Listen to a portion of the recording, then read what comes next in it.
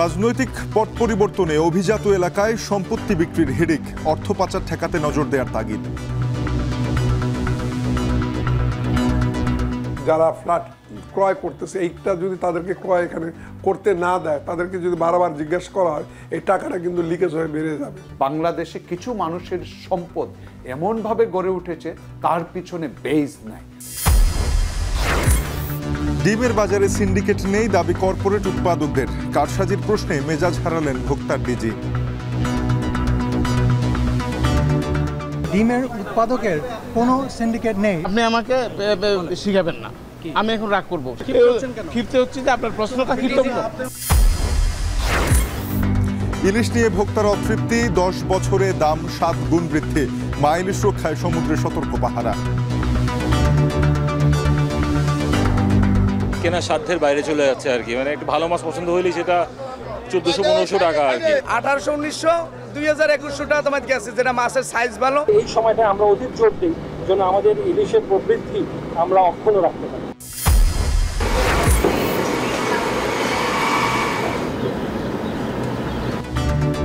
Hamas নেতা Sinwar হত্যা গাজা যুদ্ধের শেষের শুরু বললেন নেতানিয়াহু, মুসলিম বিশ্বের তীব্র নিন্দা।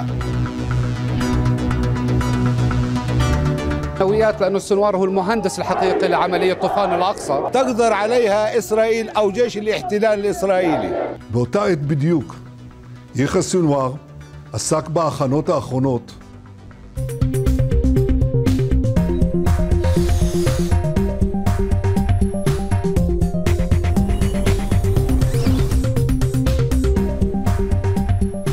স্বাগত। এখন ঢাকায় আপনাদের সাথে পুরো আয়োজনে থাকবো আমি তানজিম শাফিন। গেল 5 আগস্ট স্বৈরাচার সরকারের পতনের পর থেকে গুলশান, বনানী, বাড়িধারা এলাকায় বেড়েছে সম্পত্তি বিক্রির পরিমাণ। এসব এলাকায় গেল 2 মাসে ফ্ল্যাট বা অ্যাপার্টমেন্ট বিক্রি বেড়েছে প্রায় 50% পর্যন্ত। তবে সেই হারে বাড়েনি গাড়ি বেচা কেনা। অর্থনীতিবিদরা বলছেন, দেশের পট পরিবর্তনের পর রাজনৈতিকভাবে প্রভাবশালীরা আত্মগোপনে গিয়ে বিক্রি করছেন ফুলে ফেপে ওঠা সম্পদ। তবে এসব সম্পদ যাতে পাচার না হয় সেদিকে নজর দেওয়ার তাগিদ তাদের। মুন্নাফ রশিদের প্রতিবেদন, ক্যামেরায় ছিলেন আহাদ আহমেদ।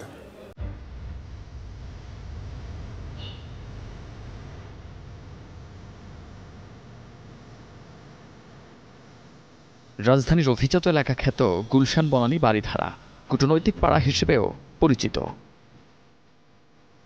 স্বাদ আর সাধ্যের সমন্বয়ে যেখানে তৈরি হয় এক একটি প্লট, ফ্ল্যাট কিংবা আবাসন। পারিবারিক সম্পত্তির বাইরে এখানে আবাসনে আগ্রহীদের অধিকাংশই বিত্তবান, যাদের কাছে স্বাদের চেয়ে সাধ্যের সূচক ঊর্ধ্বে। পরিপাটি পরিকল্পিত এলাকায় হঠাৎই বেড়েছে ব্যবহৃত ফ্ল্যাট, বাড়ি বিক্রির পরিমাণ। কিন্তু বিত্তবানদের এই এলাকায় তা বোঝার উপায় কি? গুলশান ও বাড়িধারার বেশ কয়েকটি এলাকা ঘুরে কোনো তথ্য পাওয়া না গেলেও অনলাইনে ভরপুর এসবের বিজ্ঞাপন। এখানে কি কারা থাকেন? ওমানের অ্যাম্বাসিডর আছে, বাইরের কেউ থাকেন?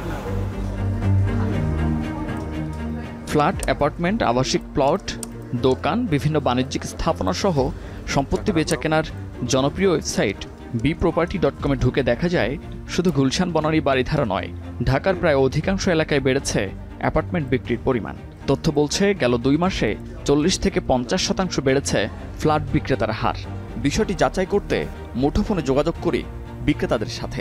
আমরা প্রপার্টি ওনারের কাছ থেকে একটা ফিক্সড প্রাইস করে একটা এগ্রিমেন্ট করে আমরা সেলিং এর দায়িত্ব নিয়েছি। 5 তারিখের আগে ওরা বিক্রি করতে চেয়েছিল নাকি পরবর্তীতে? এখন 1 মাস হয়নি। সেপ্টেম্বরে কিনেছেন? মালিক কি করেন? বিজনেস করে মালিক। রাজধানীর তেজগাঁওয়ের পুরাতন গাড়ির শোরুম। 2019 সালের প্রাডো মডেলের টয়োটা কোম্পানির দামি এই গাড়িটি বিক্রির জন্য তুলেছেন এক ব্যবসায়ী। পাশের আরেকটি শোরুমেও দেখা গেল ল্যান্ড ক্রুজ সহ দামি সব গাড়ি। তাহলে এখানেও কি বেড়েছে দামি গাড়ির বিক্রির পরিমাণ? বড় বড় গাড়িগুলা সেল করার মতন পার্টি অনেক, প্রাডো, হেরিয়ার, BMW, মার্সিডিস, এগুলি যারা নাকি আগে ইউজ করছে, আওয়ামী লীগ গেসা লোক বা আওয়ামী লীগের নেতা, তারা এই ধরনের অনেক গাড়ি খবর আমাদের কাছে আসতেছে, কিন্তু আমরা ওগুলো কিন্তু এখন ধরতেছি না।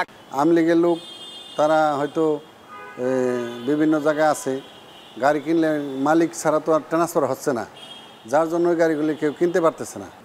মানে দেশসই বেচাকেনাটা অনেকটা একটা ডিফার্ট, মানে আমাদের এই সেকেন্ড হ্যান্ড বাজারে বলেন, রিকন্ডিশনের বাজারে বলেন, অনেকটা একটা প্রভাব পড়েছে এখানে। রাজনৈতিক প্রভাবশালী ব্যক্তি থেকে শুরু করে ব্যবসায়ী কিংবা সরকারি কর্মকর্তা বসতি স্থাপনের ক্ষেত্রে বরাবরই তাদের পছন্দের শীর্ষে গুলশান বনানী বাড়িধারা। কূটনৈতিক পাড়া হওয়ায় এখানকার নিরাপত্তা ব্যবস্থা, নাগরিক সুযোগ সুবিধাও উন্নত। পুরাতন গাড়ি কিংবা বাড়ি বিক্রয় সংশ্লিষ্ট প্রতিষ্ঠানগুলো বলছে, গেল বছরের আগস্টের তুলনায় গণঅভ্যুত্থান পরবর্তী চলতি বছরের আগস্টে গুলশান বনানী বাড়িধারা, উত্তরা, ধানমন্ডি সহ অভিজাত এলাকায় পুরাতন বাড়ি বিক্রির পরিমাণ দ্বিগুণেরও বেশি বেড়েছে। তবে সে অনুপাতে বাড়েনি বেচাকেনা। অনেকটা ক্রেতা সংকটে ভুগছে প্রতিষ্ঠানগুলো। গুলশান বনানী বাড়িধারা এই লোকেশনগুলোতে অনেক প্রপার্টি অ্যাভেলেবল হচ্ছে রিসেন্ট 1.5-2 মাসের মধ্যে, যেটা আগে এত ছিল না। বায়ারের নাম্বার কিন্তু অনেক কমে গেছে। টাকাটা যেটা তার কাছে আছে সেটা ছাড়তে যাচ্ছে না, কারণ লিকুইডিটি ক্রাইসিস ইন ব্যাংকস এবং বাংলাদেশের টোটাল ইকোনমিতে। যারা কালো টাকা নিয়ে সম্পত্তি তৈরি করেছেন তারা চিন্তা করছে প্রপার্টিটা বিক্রি করে দেওয়ার কথা। অপরিদর্শিত আয় যারা ফ্ল্যাট ক্রয় করতেছে, এইটা যদি তাদেরকে ক্রয় এখানে করতে না দেয়, তাদেরকে যদি বারবার জিজ্ঞাসা করা হয়, এই টাকাটা কিন্তু লিকেজ হয়ে বেড়ে যাবে। আমাদের যে হাই কোয়ালিটি যারা বেশি দামে ফ্ল্যাট কিন্তু সেটা কিন্তু এখন একেবারেই কমে গেছে। তাতেই আপনি বুঝতে পারতেছেন কি কারণটা। খোঁজ নিয়ে দেখা গেছে, গুলশান এলাকায় 4000 স্কোয়ার ফিটের বাসার সর্বোচ্চ দাম হাঁকানো হয়েছে প্রায় 12 কোটি টাকা, যা অন্য সময়ের তুলনায় কিছুটা কম বলেও মনে করছেন অনেকে। রাজনৈতিক প্রভাব খাটিয়ে কিংবা দুর্নীতির মাধ্যমে বিত্তবান বা প্রভাবশালী তালিকায় নাম লিখিয়েছেন অনেকেই, গড়েছেন অনৈতিক বা অপ্রদর্শিত সম্পদের পাহাড়। এসব সম্পদ বিক্রি করে টাকায় রূপান্তর করে তা সরিয়ে নিচ্ছেন অনেকেই। কিন্তু কেন? 5 আগস্ট গণঅভ্যুত্থান পরবর্তী পরিবর্তিত প্রেক্ষাপটে, নাকি আর্থিক সংকটে? গণতন্ত্রের যে প্র্যাকটিস, তার অনুপস্থিতি আসলে প্রকৃতপক্ষে আমি বলবো করাপশনকে উৎসাহিত করে। সেটারই কিন্তু আমরা একটা নমুনা দেখতে পাচ্ছি যে বাংলাদেশে কিছু মানুষের সম্পদ এমনভাবে গড়ে উঠেছে তার পিছনে বেজ নাই। অর্থাৎ বেজলেস সম্পদ যখন গড়ে ওঠে তখন আসলে তারা এই জায়গা থেকে সম্পদটাকে সরানোর জন্য, কালো টাকা সাদা করার জন্য প্রক্রিয়া হিসাবে তখন তারা আসলে সেল করতে চায়। দুদক আছে, ট্যাক্স অথরিটি আছে, তারা যেন খুব বেশি মাত্রায় বুঝতে না পারে তার একটা সতর্ক অবস্থা বিরাজ করছে। তার মধ্যে যতটুকু আসলে ট্রানজ্যাকশন করা সম্ভব ততটুকু হচ্ছে। তারা মনে করছেন, দেশের পট পরিবর্তনের পর রাজনৈতিকভাবে প্রভাবশালীরা আত্মগোপনে থেকে বিক্রি করছেন ফুলে ফেঁপে ওঠা সম্পদ। আর সরকারি কর্মকর্তা কর্মচারীদের সম্পদের হিসাব জমা দেয়া বাধ্যতামূলক করায় অসাধু কর্মকর্তারা সম্পদ বিক্রিতে নজর দিয়েছেন বলে মনে করেন সংশ্লিষ্টরা। মুন্নাফ রশিদ, এখন, ঢাকা। ডিমের বাজারে সিন্ডিকেট নেই বলে দাবি কর্পোরেট উৎপাদকদের। এ নিয়ে প্রশ্ন করায় মেজাজ হারালেন ভোক্তা অধিদপ্তরের মহাপরিচালক। তিনি জানান, ডিমের সরবরাহ ঠিক থাকলে কম দামে ডিম পাবেন ভোক্তারা। যদিও ডিম ব্যবসায়ীরা বলছেন, উৎপাদকের কাছ থেকে তেজগাঁও আড়তে 10 লাখ ডিম আসার কথা থাকলেও এসেছে মাত্র 3 লাখ। বিস্তারিত জানাবেন আসিফ ইকবাল। অতিমূল্যের কারণে মাছ ও মাংস অনেক আগেই চলে গিয়েছিল নিম্ন ও মধ্যবিত্তের নাগালের বাইরে। তাই ডিমই ছিল তাদের আমিষের চাহিদা পূরণের সাশ্রয়ী উৎস। নানা সময়ে ডিমের দরের ওঠানামা হলেও দাম নিয়ে চলছে নৈরাজ্য। পাইকারি থেকে খুচরা সবখানেই বাড়তে থাকে ডিমের দাম। এতে নড়ে চড়ে বসে সরকার। ডিমের দাম ঠিক করে দিলেও বেঁধে দেওয়া মূল্যে বিক্রি না করে বন্ধ রাখা হয় আড়ত। ডিমের দামের অস্থিরতা কাটাতে গেল বুধবার উৎপাদক পর্যায়ে প্রতিটি ডিমে 10 টাকা 58 পয়সা দর বেঁধে দেয় ভোক্তা অধিদপ্তর। সিদ্ধান্ত হয় ঢাকার 2 পাইকারি বাজার তেজগাঁও ও কাপ্তান বাজারের আড়তে প্রতিদিন সরাসরি 10 লাখ করে 20 লাখ ডিম সরবরাহ করার। এরই ধারাবাহিকতায় শুক্রবার মধ্যরাতে রাজধানীর তেজগাঁও বাজারে ডিমের আড়তে সরকার নির্ধারিত মূল্যে সরাসরি ডিলারদের কাছে ডিম বিক্রি করে উৎপাদক ও সংশ্লিষ্ট অ্যাসোসিয়েশন। উৎপাদক পর্যায়ে ডিম বিক্রির ইতিবাচক প্রভাব বাজারে পড়বে বলে দাবি ভোক্তা অধিকারের। সাংবাদিকের কাজ যেখানে সেখানে না, আপনি আমাকে শিখাবেন না। আমি এখন রাগ করবো, সাংবাদিক প্রশ্ন করবো, এটাকে আমি জানি না। আচ্ছা, আমরা জানি তো, এই জন্যই তো আপনি নাহলে ক্ষিপ্ত হচ্ছে যে আপনার প্রশ্নটা ক্ষিপ্ত না না। আমি ওনাদেরকে বলি যে সিন্ডিকেটটা বলা হলো এটা একদম নাই, এটা আমরা বলবো না। কারণ বাংলাদেশের অতীতের যে দেখেছে, অনেকে রাস্তায় দাঁড়াতে পারেনি, অনেকে ব্যবসা করতে পারেনি, আর অনেকে আবার চুটিয়ে ব্যবসা করেছে। তাহলে এটা কেন হলো? এটা স্বাভাবিক অবস্থা ছিল না নিশ্চয়ই। তো আমরা এখন স্বাভাবিক অবস্থায় যেতে চাই। তবে ডিমের বাজারে কোনো সিন্ডিকেট নেই বলে দাবি কর্পোরেট উৎপাদকদের। ডিমের উৎপাদকের কোনো সিন্ডিকেট নেই এবং হওয়া সম্ভব না, যেখানে হাজার হাজার খামারি প্রত্যেক দিন ডিম বিক্রি করে হাজার হাজার লোক তো সিন্ডিকেট হতে পারে না।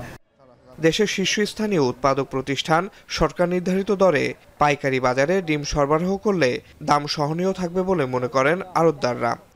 এই কর্পোরেট কোম্পানি আমাদেরকে ডিম দিতেছে না, এক বিরুদ্ধে আমরা একটা কমপ্লেন দেব। আমাদের 10 লাখ দেওয়ার কথা, যে মাত্র 3 লাখ আসছে। বাজারে মিনিমাম 25-30 লক্ষ ডিমের প্রয়োজন, সেখানে ভিত্তিতে আমরা লোকাল ফার্মতে পাচ্ছি না মাত্র 14-15 লক্ষ রাখবেন। ডিম শর্টেজের কারণে বাজার উত্তাল পাতা। তার জন্য আমরা বলছিলাম ঠিক আছে, যদি আমাদেরকে 15 লক্ষ করে ডিম দেওয়া হয়, প্রতি 2 মার্কেটে 15 লাখ করে 30 লাখ ডিম দেওয়া হয়, তাহলে অন্তপক্ষে ঢাকা টাউনের বাজারটা স্থিতিশীল থাকবে।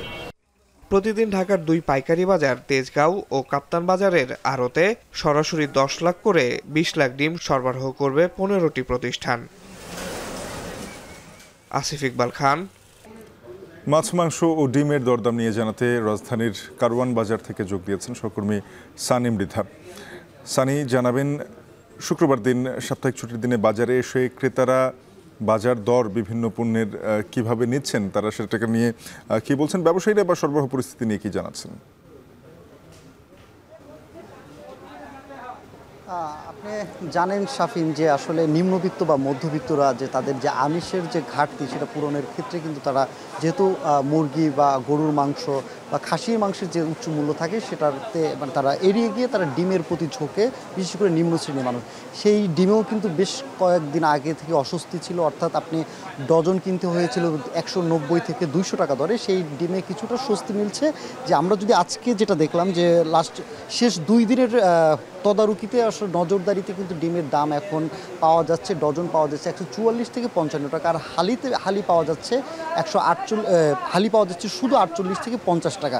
এর বাইরে যদি আমরা দেখি যে ব্রয়লার মুরগি বা যে পাকিস্তানি মুরগিগুলোতে কিন্তু বেশ ভালোই দাম বেড়েছে।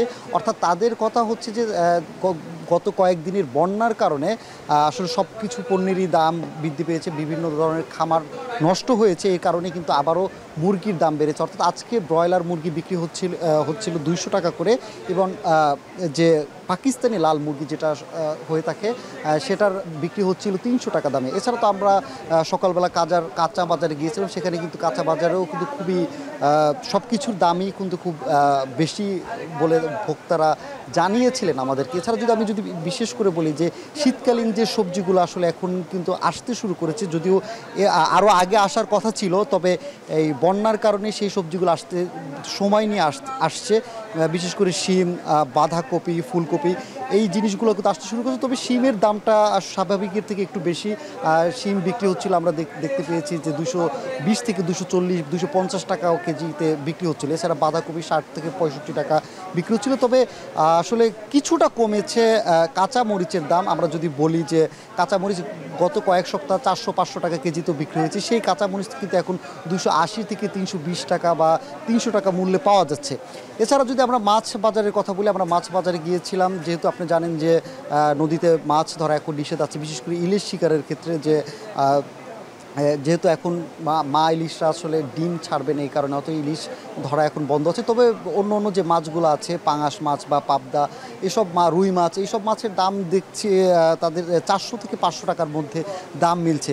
অর্থাৎ আপনি সব ধরনের সবজির কথাই যদি বলি, যে ভোক্তারা তারা বলছেন যে সবজির দাম যেটা আছে এটার থেকে আরও কমানো উচিত। পাশাপাশি যে সংশ্লিষ্ট যারা কর্মকর্তা আছেন বাজার মনিটরিংয়ের, তাদের নজরদারিটা আরও বাড়িয়ে ডিমের মতো কাঁচা বাজারও আসলে সম্ভাব্য বা স্বাভাবিক দামে আনার দাবি তাদের। তো শাফিন, বাজার নিয়ে এই ছিল সবশেষ আমার কাছে। সানি মৃধা যুক্ত হয়েছিলেন রাজধানীর। বাঙালির পাত থেকে দিন দিন উধাও হয়ে যাচ্ছে ইলিশ। বিশেষ করে নিম্ন মধ্যবিত্ত ও নিম্নবিত্তের ধরাছোঁয়ার বাইরে সুস্বাদু এই মাছ। এবারের মৌসুমে রীতিমতো দাম নিয়ে উত্তাপ ছড়িয়েছেন ব্যবসায়ীরা। এতদিন যে অভিযোগ ছিল তারই প্রেক্ষিতে মা ইলিশের অভয়ারণ্য রক্ষায় সমুদ্রে সতর্ক পাহারা শুরু করেছে নৌবাহিনী। বঙ্গোপসাগর থেকে ফিরে তরিকুল ইসলামের প্রতিবেদন, ক্যামেরায় ছিলেন আবুল বাশার। এই মাছ আমরা সমুদ্রে হয়তো অন্য কোনো জায়গায় মেরে চলে যাচ্ছে, যার দিন আমাদের এখানে আসতেছে না। যার জন্য এই জায়গায় মাছটার দাম বৃদ্ধি পাইছে। এভাবেই ইলিশ সংকটের সম্ভাব্য কারণ বর্ণনা করছিলেন মৎস্য ব্যবসায়ী। শুধু খুলনার এ মৎস্য ব্যবসায়ী নন, ভরা মৌসুমে দেশের অন্যান্য নদ নদী, মোহনা, এমনকি সাগরেও ধরা পড়েনি কাঙ্ক্ষিত রূপালী ইলিশের। এতে বছর জুড়েই দাম ছিল আকাশ ছোঁয়া। ইলিশের ভরা মৌসুমে পাতে ইলিশ থাকবে না, সাধারণ মানুষ নিতে পারবেন না রূপালী ইলিশের স্বাদ, তা যেন অবিশ্বাস্য। গত এক দশকে সাধারণ মানুষের আয় বাড়ার তুলনায় জাতীয় মাছ ইলিশের দাম বেড়েছে অন্তত 7 গুণ। এ মৌসুমে কেন ইলিশের দাম বেড়েছে সেই উত্তর যেমন খুচরা বিক্রেতারা দিতে পারেন না, তেমনি ভোক্তারাও ইলিশের অতৃপ্তির হতাশায় ডুবে আছেন। কেনা সাধ্যের বাইরে চলে যাচ্ছে আর কি, মানে একটু ভালো মাছ পছন্দ হইলেই সেটা 1400-1500 টাকা আর কি। 1800-1900 2000-2100 টাকা তোমার গেছে, যেটা মাছের সাইজ ভালো। কেজি সাইজের মাছ গেছে 1200-1300 টাকা কেজি, আর মনে করেন 800-700 গ্রামের মাছ গেছে যাই হলো 950-1000। ইলিশের প্রজনন বৃদ্ধি এবং বংশবিস্তার নির্বিঘ্ন করতে চলছে 22 দিনের নিষেধাজ্ঞা। তবে এই নিষেধাজ্ঞা নিয়ে জেলে ও ব্যবসায়ীদের আছে নানা মত। আবার অনেকেরই অভিযোগ, নিষেধাজ্ঞার সুযোগ নেন প্রতিবেশী দেশের জেলে ও মৎস্য শিকারীরা।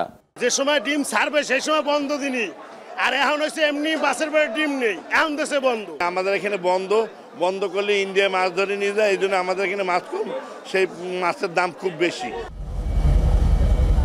দেশের বাজারে ইলিশের স্বল্পতা ও দাম বৃদ্ধির কারণগুলোর মধ্যে উল্লেখযোগ্য বিষয় হচ্ছে নিষেধাজ্ঞা উপেক্ষা করে দেশি বিদেশি জেলেদের মাছ শিকার। তবে এবার 22 দিনের নিষেধাজ্ঞা বাস্তবায়নে দেশের সমুদ্র ও জলসীমায় কঠোর অবস্থানে নৌবাহিনী।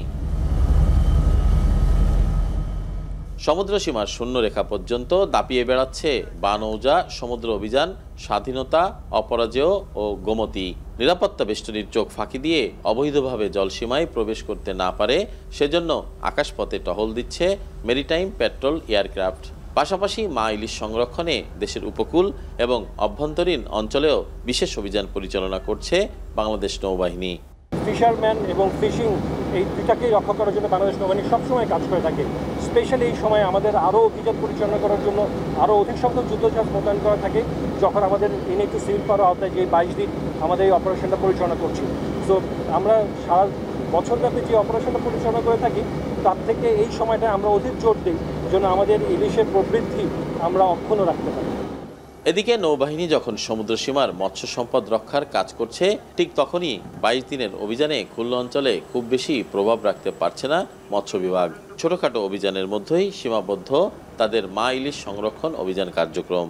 13টি মোবাইল কোড করা হয়েছে এবং 46টি অভিযান করা হয়েছে, এবং এই অভিযান এবং মোবাইল কোড করে আমাদের এখানে 73,000 টাকা জরিমানা করা হয়েছে আমাদের 5 জনকে, এবং আমাদের এখানে প্রায় 5 লক্ষ মিটার কারেন্ট জাল আটক করা হয়েছে।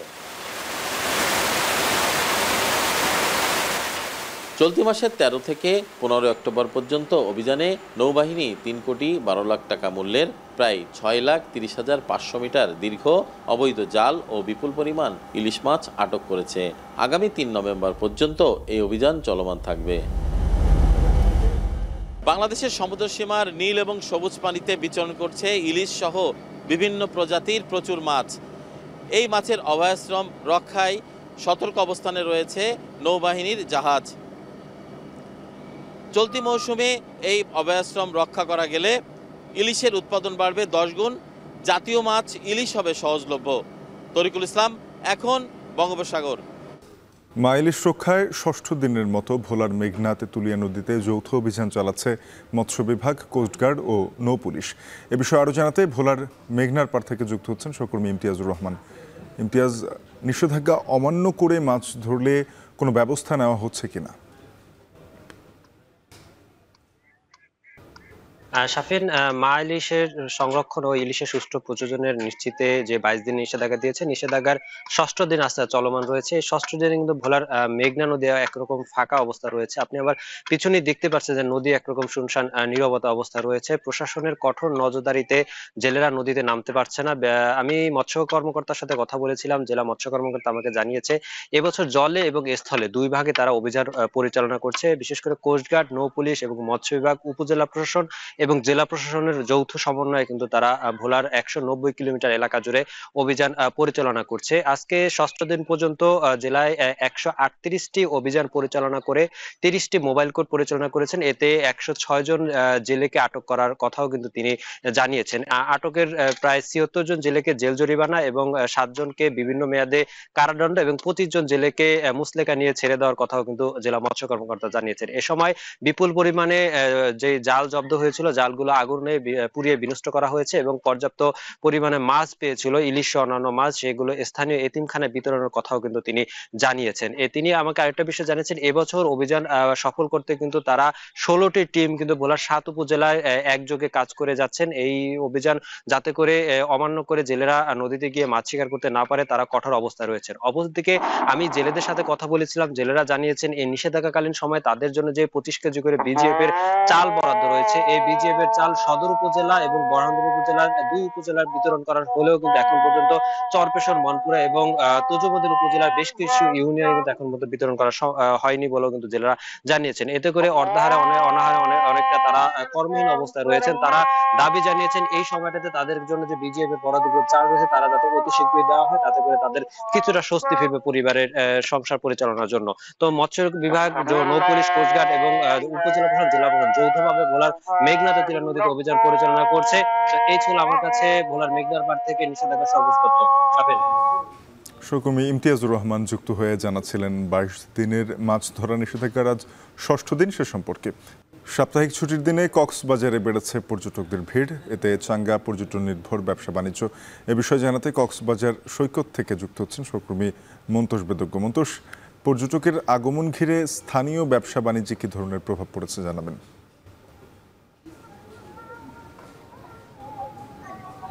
শাফিন, রীতিমতো উচ্ছ্বাস উৎসবের নগরীতে পরিণত হয়েছে কক্সবাজার এবং আমরা দেখছি যে এই মুহূর্তে প্রচন্ড গরম পড়ছে এবং এই গরমের মধ্যেও প্রচুর পর্যটক সৈকতে এসেছেন। আমরা সকাল থেকে সৈকতের 3টি পয়েন্টে মূলত যেখানে পর্যটক সমাগম হয়, সুগন্ধা, কলাতলি এবং লাবণী পয়েন্ট, এই পয়েন্টগুলোতে বিপুল পর্যটকের ভিড় এখানে রয়েছে এবং আমরা দেখছি যে তারা অত্যন্ত আনন্দ উচ্ছ্বাসের সাথে সময়টা এখানে কাটাচ্ছেন এবং তারা পরিবার পরিজন নিয়ে দেশের নানা প্রান্ত থেকে এসেছেন এবং এই যে বিপুল পর্যটক সমাগম, এটির কারণে এখানে সৈকত কেন্দ্রিক যে ব্যবসা প্রতিষ্ঠান রয়েছে প্রায় 1000-এর মতো, এছাড়াও এখানে হোটেল মোটেল জোনের ব্যবসা প্রতিষ্ঠানগুলো রয়েছে, সবখানেই কিন্তু পর্যটকদের পদচারণা বেড়েছে এবং সেই কারণে সেখানকার যে বেচাকেনা সেটিও বেড়েছে। আমরা হোটেল মালিকদের সাথে কথা বলেছি, তারা যেটি বলছেন যে এখন পর্যন্ত যে তারকা মানের হোটেলগুলো রয়েছে সেখানে শতভাগ কক্ষ বুকিং রয়েছে এবং কিছু হোটেলে 60 থেকে 70% এবং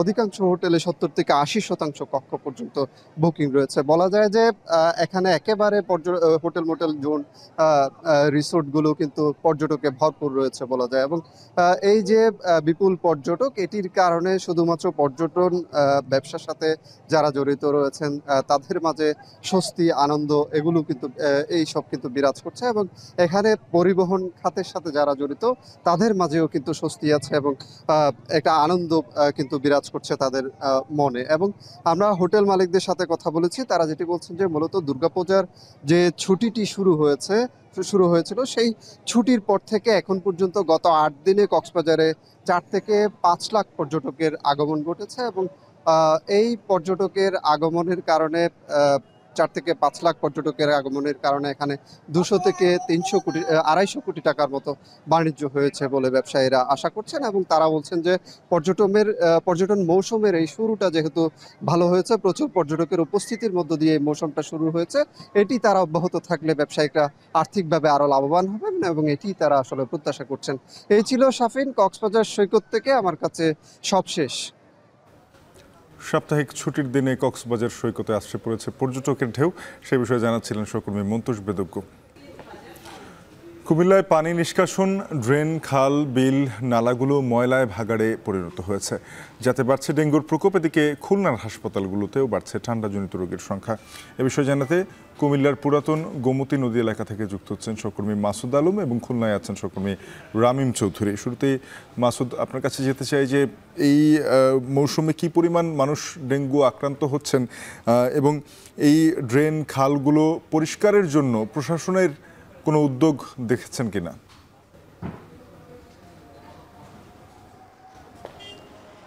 শাফিন, গতবারের তুলনায় এবার ডেঙ্গুর আক্রমণটা কিছু কম, তবে যে সকল নালা নর্দমাগুলো রয়েছে কুমিল্লা সিটি কর্পোরেশনের সেগুলো কিন্তু আসলে পরিষ্কার করতে আমরা দেখছি না। বিশেষ করে বর্তমান অবস্থায় যে পরিমাণ প্রকোপ বাড়ছে ডেঙ্গুর, সে তুলনায় আসলে আমরা যে খাল বিল নালা নর্দমাগুলো রয়েছে সেগুলো একেবারে ময়লাস্তূপে পরিণত হতে দেখেছি। সেগুলা থেকে এই জন্ম নেওয়া মশার কামড়ে কিন্তু ডেঙ্গু রোগে আক্রান্ত হচ্ছেন মানুষ। আমরা যেখানটা রয়েছি এটি হচ্ছে কুমিল্লার নগরীর পুরাতন গোমতীর পাড়ে। এখানে আসলে ময়লা আবর্জনা স্তূপে পরিণত হয়েছে। দীর্ঘদিন যাবত এই ময়লাগুলো আসলে পরিষ্কার করা হচ্ছে না। একই সঙ্গে কচুরিপানার যে বিস্তার রয়েছে, সে সঙ্গে যে মানুষের গৃহস্থলিত বর্জ্যগুলো, বাসাবাড়ির বা হাসপাতালের যে বর্জ্যগুলো, সেগুলো কিন্তু একেবারে অরক্ষিতভাবে ফেলে রাখা হয়েছে। এতে দুর্গন্ধ বাড়ছে। এই জায়গাগুলো থেকে যে জন্ম নেওয়া মশাগুলো, সেগুলো নিধনে কোনো উদ্যোগ নেই সিটি কর্পোরেশনের। একই সঙ্গে কুমিল্লার অন্য যে নিষ্কাশনকৃত খালগুলো রয়েছে, পানি নিষ্কাশনকৃত খালগুলো রয়েছে, সেগুলো আসলে নিয়মিত পরিষ্কার করা হচ্ছে না। এতে করে কিন্তু বিভিন্ন ডেঙ্গু সহ বিভিন্ন ধরনের পানিবাহিত মশাবাহিত রোগে আক্রান্ত হচ্ছেন নগর বাসিন্দারা বলছেন যে সন্ধ্যার পরেই কিন্তু বাসাবাড়িতে এক ধরনের মশার উপদ্রব সৃষ্টি হয়ে থাকে। কারণ হচ্ছে যে এই যে বাসাবাড়িতে মশাগুলো কিন্তু তাদের আশপাশে যে বিভিন্ন ঝোপঝাড়গুলো রয়েছে বা অপরিষ্কার জায়গাগুলো রয়েছে, সেগুলোতে জন্ম নেওয়া মশাগুলো কিন্তু সন্ধ্যার পরে বাসায় ঢুকছে। এতে করে কিন্তু তারা বিভিন্ন ধরনের মশা স্প্রে কয়েল ব্যবহার করে আসলে নিস্তার মিলছে না। আমরা কুমিল্লা সিটি কর্পোরেশন ছাড়াও আসলে যে জেলা সিভিল সার্জন কর্মকর্তাদের সাথে কথা বলি, তারা আসলে আমাদেরকে এখন পর্যন্ত কোনো ধরনের সঠিক তথ্য দিতে পারেনি যে কত সংখ্যক মানুষ এখন পর্যন্ত আক্রান্ত হয়েছেন। তবে আপনার কুমিল্লা মেডিকেল কলেজ হাসপাতালের সূত্র যেটা বলছে যে প্রতিদিনেই কিন্তু নতুন করে ডেঙ্গু আক্রান্ত রোগীর সংখ্যা বাড়ছে এবং ভর্তি হচ্ছেন এবং মৃত্যুর ঘটনাও কিন্তু ঘটছে। এতে করে কিন্তু বলাই যায় কুমিল্লা নগরী এবং আশপাশের যে উপজেলাগুলো রয়েছে, বিশেষ করে পৌরসভার এলাকাগুলোতেও ডেঙ্গুর প্রকোপ রয়েছে। সেখান থেকেও চিকিৎসার জন্য রোগীরা কুমিল্লা মেডিকেল কলেজে আসছেন। তো আমরা আসলে এই যে ডেঙ্গুর যে মৌসুমটা চলছে আক্রমণের, এই সময়টায় সিভিল সার্জন কার্যালয়ের পক্ষ থেকে যে ধরনের মানুষের সচেতন করার জন্য যে উদ্যোগগুলো নিয়েছিল অতীতে, সেগুলো কিন্তু এই বছর দেখা যাচ্ছে না। তো শাফিন, এ ছিল কুমিল্লা থেকে সবশেষ। খুলনায় যেতে চাই। রামিম হাসপাতালে ঠান্ডাজনিত এবং ডেঙ্গু রোগীর সংখ্যা কেমন? চিকিৎসকরা কি পরামর্শ দিচ্ছেন? শাফিন, আসলে শীতের যে সময়টা সেটি কিন্তু আর কিছুদিন পরে শুরু হবে। তবে শীতের যে পূর্বাভাস সেটি কিন্তু এখন থেকে আমরা দেখছি। খুলনায় আমরা দেখেছি যে দিনের বেলায় তাপমাত্রা অনেকটাই বেশি থাকলেও কিন্তু রাতে তাপমাত্রা অনেকটাই কমে যায়, যার ফলে এই যে আবহাওয়া পরিবর্তনের যে সময়টা, এই সময় কিন্তু অনেকেই নানা রকম রোগে আক্রান্ত হয়ে থাকে। এবং এরই মধ্যেই কিন্তু আমরা দেখেছি যে নগরীর যে বিভিন্ন হাসপাতালগুলো রয়েছে, হাসপাতালগুলোতে কিন্তু এই জ্বর, সর্দি, কাশি সহ ঠান্ডাজনিত যে রোগগুলো রয়েছে, সেই রোগগুলো নিয়ে কিন্তু অনেকেই আসছেন। বিশেষ করে হাসপাতালের অন্তঃবিভাগে এই ধরনের রোগী কম থাকলেও ঠান্ডাজনিত যে সব সমস্যা রয়েছে সেই ধরনের রোগী কিন্তু অন্তঃবিভাগে কম রয়েছে, কিন্তু বহির্বিভাগে কিন্তু বেশিরভাগ রোগী আসছেন এবং চিকিৎসা নিয়ে তারা চলে যাচ্ছেন। এখানকার চিকিৎসকদের সাথে আমরা কথা বলেছি, আমি খুলনা মেডিকেল কলেজ হাসপাতালে রয়েছি।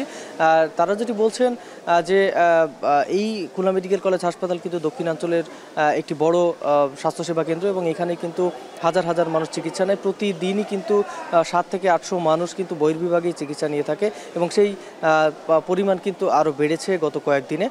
এর পাশাপাশি ডেঙ্গুতে আক্রান্তর যে সংখ্যা সেটিও কিন্তু গত কয়েকদিনে অনেকটাই বেড়েছে। মোটামুটি চিকিৎসকরা যেটি বলছেন যে এই সময়টাতে কিন্তু অনেকটাই সতর্ক থাকতে হবে সবাইকে এবং এই যে সতর্কতা, এই সময়টা কিন্তু খুবই জরুরি। তার কারণটা হচ্ছে যে একে তো এই আবহাওয়া পরিবর্তনজনিত একটি কারণ রয়েছে, তারপরে ডেঙ্গুর প্রকোপ রয়েছে। এর পাশাপাশি যে বিষয়টি তারা বলছেন যে এখানে কিন্তু সকলকেই সচেতনতা অবলম্বন করতে হবে, তা না হলে কিন্তু এই ডেঙ্গু রোগ বা এই ঠান্ডাজনিত যে রোগগুলো রয়েছে, এই রোগগুলো কিন্তু সাধারণ মানুষের মধ্যে ছড়িয়ে পড়তে পারে।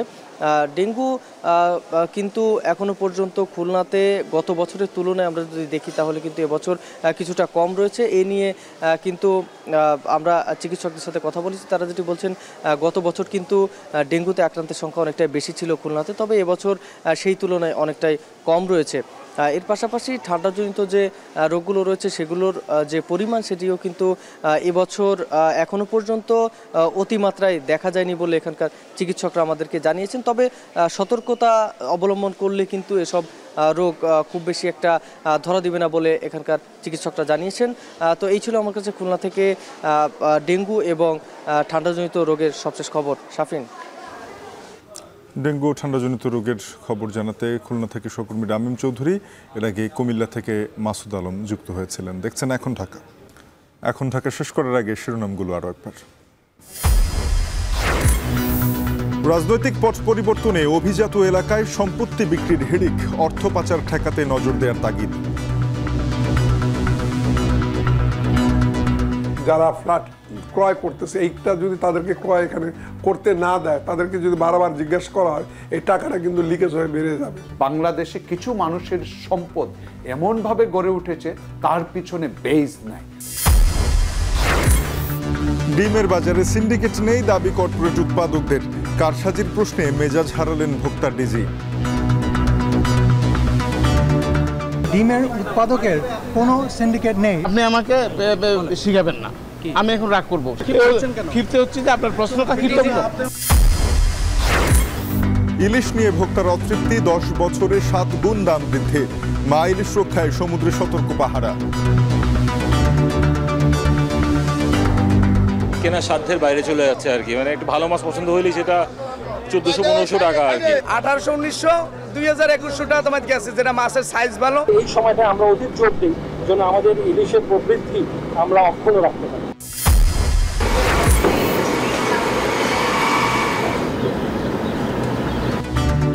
হামাস নেতা সিনওয়ার হত্যা, গাজা যুদ্ধের শেষের শুরু বললেন নেতানিয়াহু, মুসলিম বিশ্বের তীব্র নিন্দা। لأن السنوار هو المهندس الحقيقي لعملية طوفان الأقصى تقدر عليها إسرائيل أو جيش الاحتلال الإسرائيلي. באותה עת בדיוק יחיא סנוואר עסק בהכנות האחרונות. এ ছিল এখন ঢাকায়। এখন টেলিভিশনের ওয়েবসাইট দেখতে ভিজিট করুন www.ekon.tv। যুক্ত থাকুন ফেসবুকে facebook.com/tv.ekon এবং ইউটিউবে দেখতে ভিজিট করুন youtube.com/c/ekontv।